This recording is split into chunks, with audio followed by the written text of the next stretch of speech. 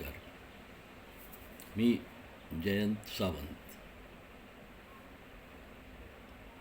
माझ्या civic insight या चॅनेलवरून आपल्याशी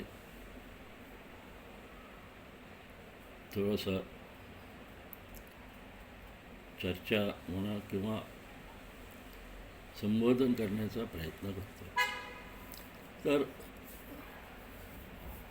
आजकाल तुम्हाला माहिती आहे काय सध्याची परिस्थिती काय हे म्हणजे आज समाज सुरक्षित आहे का, त्यासाठी थोडंसं मागे जाऊया. ते म्हणजे एक आज शिवरायांचं नाव आपण महाराष्ट्रातला प्रत्येक माणूस घेतो. मराठी माणूस तर अगदी पोटतिडकीनं घेतो, कारण ते दैवतच आहे ना. शिवराय हे दैवत आहे, ठीक आहे. पण शिवराय 400 वर्ष झाली, त्या काळात शिवरायाने समाज सुरक्षित राहण्यासाठी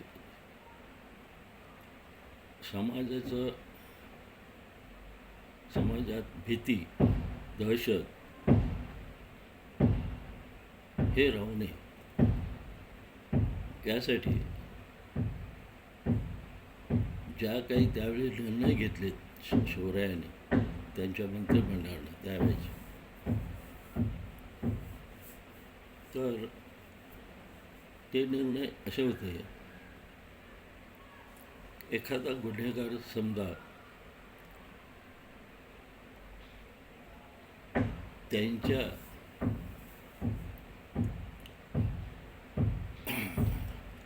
सर्व अधिकाऱ्यांच्या मते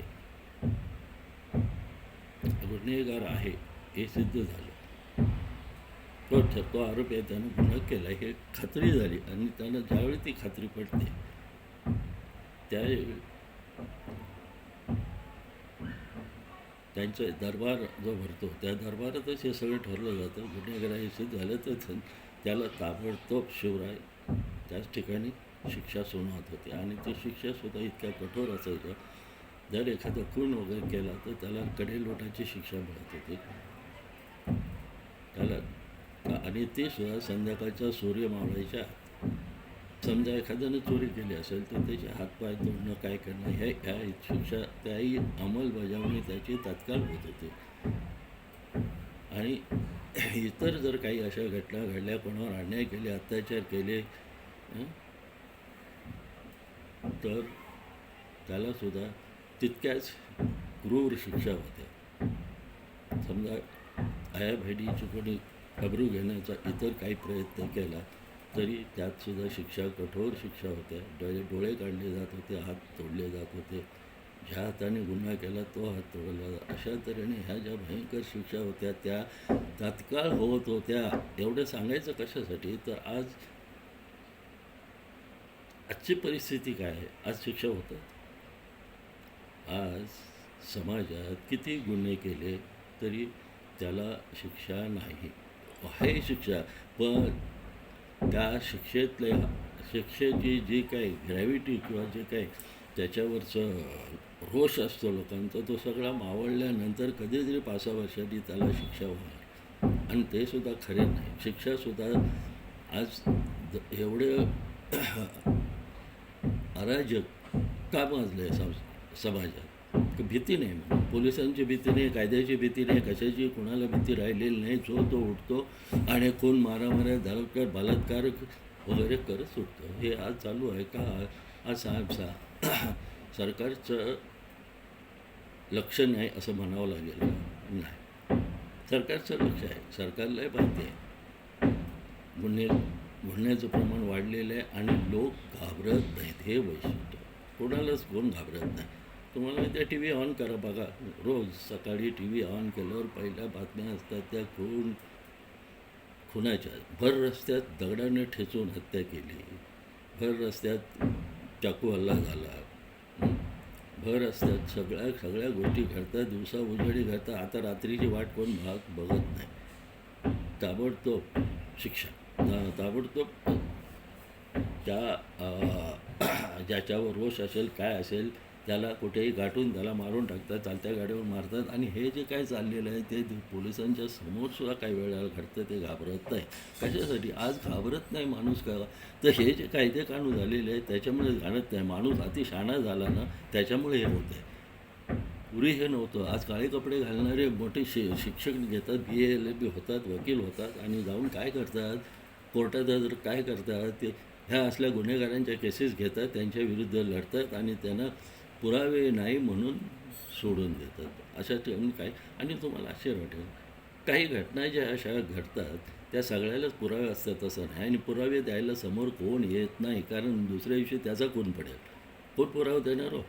समजा मी डोळ्यानं बघितलं खून करताना एखाद्या माणसाचा, तर मी जाऊन सांगणार आहे का की बाबा ह्याने खून केला म्हणून? तर नाही, कारण दुसऱ्या दिवशी तुझा खून पडेल. कारण पोलीस काय करणार, त्याला पकडणार आणि सोडून देणार, दुसरं काही नाही. जामिनावर सुटतात, कशावर सुटतात आणि परत तो येऊन त्याच्या मागे लागेल. म्हणून आजकाल कोण पुढे येत नाही. थोडक्यात म्हणजे आज ह्या कायद्याने आणि कोर्टाने आज दहशत संपवलेली आहे. लोकशाही नावाचं हे जे काय समाजकारण सुरू झालेलं आहे, राजकारण सुरू झालेलं आहे की जिथे प्रत्येकाला संधी मिळाली पाहिजे, आपला बचाव करण्याची संधी. आणि हे सगळं, अरे कसला बचाव करताय ह्या गुन्हेगारांचा? असा बचाव करण्यासाठी त्याला वकील द्यायला संधी द्यायची आणि सारखे वकील द्यायचे आणि मग कोर्टात केस 10-10 वर्ष ते किस्मत पडायची, त्याच्यात काय तथ्य निघत नाही, शिक्षा होत नाहीत. असं नको आहे, चुकीच आहे. अशा तऱ्हेनं लोक घाबरणार नाहीत. आणि दिवसा डोळ्याला कोयता गँग पुण्यात चालू आहे, सगळीकडे आहे कोयता गँग. म्हणजे कधी थांबलं आहे ते? काय चाललं आहे हे? म्हणजे साधारण महाराष्ट्रात आपल्याला ही पोरं ऐकत नाहीत, गुंड ऐकत नाहीत. हे दिवसा ढवळ्या कोयते घेऊन फिरत आहेत आणि ते तुम्हाला ऐकत नाहीत. आणि तुम्ही बघायची भूमिका घेताय आणि समजा नाही घेतले आणि तुम्ही पकडलं तरी त्याला शिक्षा देत नाही. वकील आहेत ना, पैशासाठी काय पण, दुसरं काही नाही. अरे काही ते वकील असे आहेत की बेंचवर जाहिरात करते वेळी सांगतात खून करून माझ्याकडे या. अरे काय सुपारी दिलेली असं तेच करतात. खून करायचं आणि जायचं. त्याला पैसे दिले की झाले, त्यातले पैसे याद जायचं, त्याला दिलं तो काहीतरी कारण काढून कसं तरी पुरावे नष्ट करून त्याला सोडवतो. सगळीकडे दादुंदी भ्रष्टाचार चाललेला आहे. अशा ते आज हे भारत देशाची स्थिती 75 वर्ष झाली असतील स्वातंत्र्य मिळून, पण ते आज त्या देशाची प्रगती व्हायची अधोगती होते. देश सुधारत नाही. ह्याचं कारण दुसरं तिसरं काही नाही, हा समाजच आहे, आपणच आहोत. आपण सगळीकडे कानाडोळा करतो म्हणा किंवा दुर्लक्ष करतो म्हणा. प्रत्येक ठिकाणी आपण म्हणतो माझ्यापर्यंत आलं नाही ना, मग मी कशाला बघू? बघेल सरकार, बघेल काय करायचं ते सरकार करेल, हीच भाषा प्रत्येकाची असते. आणि त्याच्यामुळे होतं काय, हे गुन्हेगार फोफावतात, गुन्हेगारी फोफावते. आणि असं किती दिवस चालणार? शेवटी कुठेतरी याचा अंत व्हायला पाहिजे. पोलिसांना काही अधिकार दिले पाहिजेत. फक्त पोलिसांनी त्याला पकडायचं, त्याच्याकडनं पुरावा गोळा करण्यासाठी स्टेटमेंट घ्यायची, अमुक घ्यायचे. तो कधी स्टेटमेंट देत नाही, खोटी स्टेटमेंट देतो आहे, मोकळा होतो आहे.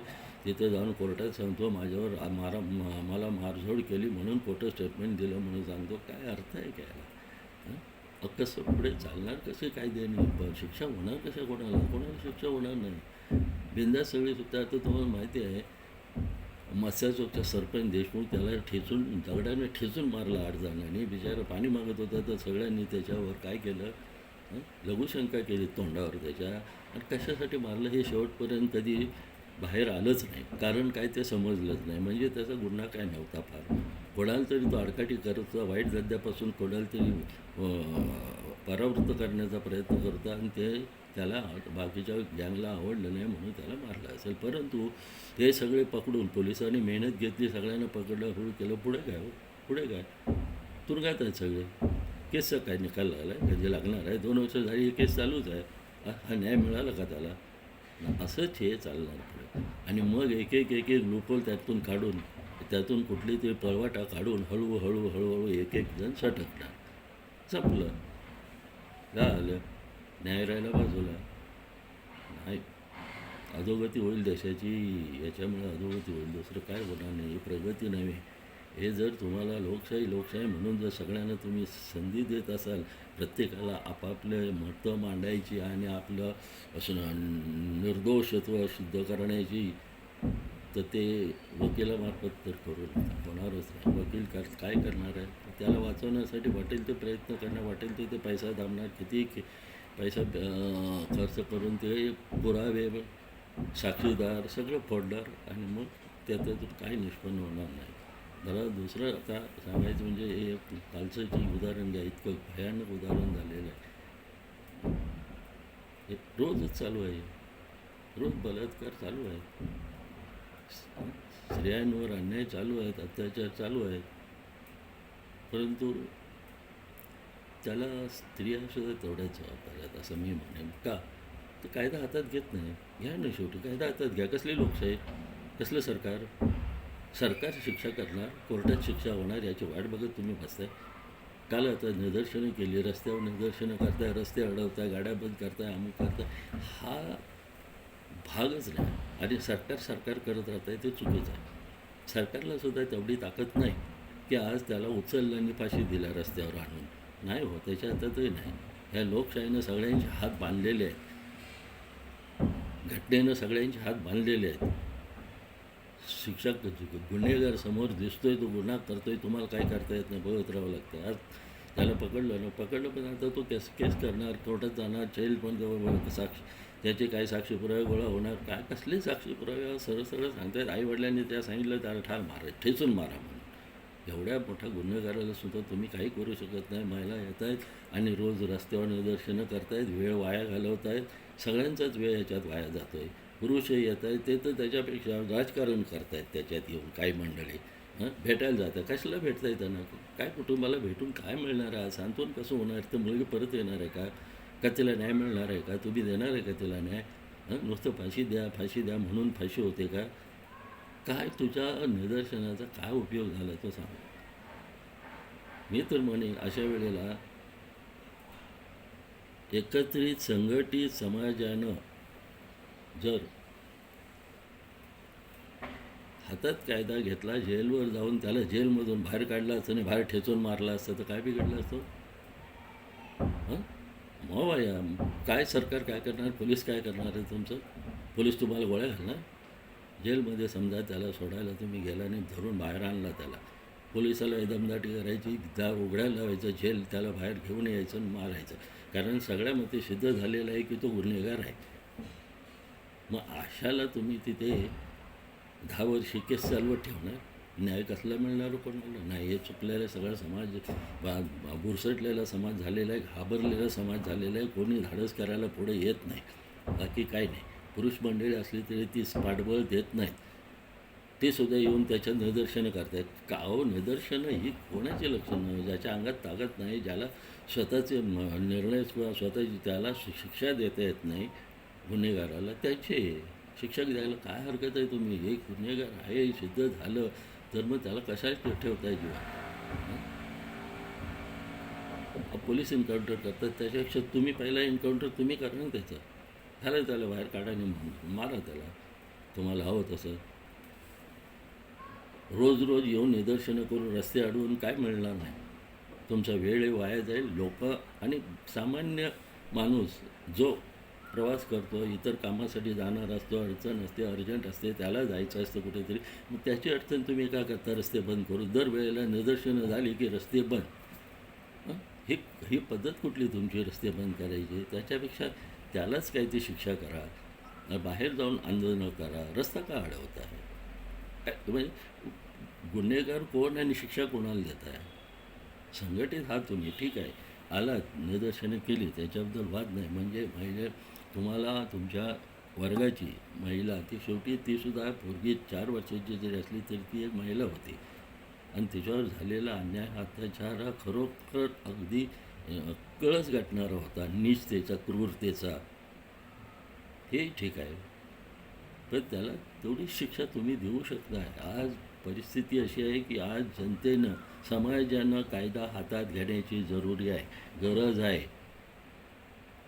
सगळ्या गोष्टी सरकारवर सोपवू नका. ह्या होईल काय ते, तू पण सगळ्यांना शिक्षा झाली, जा ना, सगळे जेलमध्ये जा. हो, आम्ही कायदा मोडला, मारा सगळ्यांना, घ्या जेलमध्ये टाका सगळ्यांना. असं नाही, काही होणार नाही. तुमचा मॉबसमोर सरकार काही करू शकत नाही. तर याच्या थोडं समाजात सरकारवर सगळं न अवलंबून राहत आहे. अशा ज्या काही घटना समाजात घडत आहेत आणि रोज जे काही खून भून मारामाऱ्या अमुक तमुक जे काही चाललेलं आहे, जिकडे तिकडे ते ड्रग्ज अमुक सगळ्या गोष्टीवर तुमचं तुम्ही नियंत्रण करू शकता. पोलिसांवर अवलंबून राहण्याचं खरंच गरज नाही, कारण पोलीस त्यांचे हात तेवढे बळकट नाहीत. पोलिसांचे हात बळकट झालेले नाहीत. त्यांनाही कोणतरी विचारणार आहे. आता तुम्ही काल आवाज देत होता, आमच्या हातात द्या, आमच्या हातात द्या. अरे कोण हातात आणून तुम्हाला हातात देते त्याला? म्हणजे त्याची नोकरी घालवायची आहे त्या पोलीस म्हणा, अधिकारी म्हणा, कोण असतील त्यांचे. उलट तिथला बंदोबस्त वाढवतो. हातात द्या, मागणी चुकीची आहे तुमची. हातात का द्या? तुम्ही हातात घ्या, तरच समाजात सुधारणा होते आणि दहशत बसेल, लोक घाबरतील. नाही तर काही घाबरणार नाही. की बघताय तुम्ही आज रोज अगदी नाही म्हटलं तरी एकेका गावातनं रोज 2-4 खून होत असतात एकेका जिल्ह्यातून. काय मला आश्चर्य वाटेल. आणि सगळे वाईट आणि किळसवाणे प्रकार सगळ्या जिल्ह्यात होते. त्याच्यावर आळा घालण्यासाठी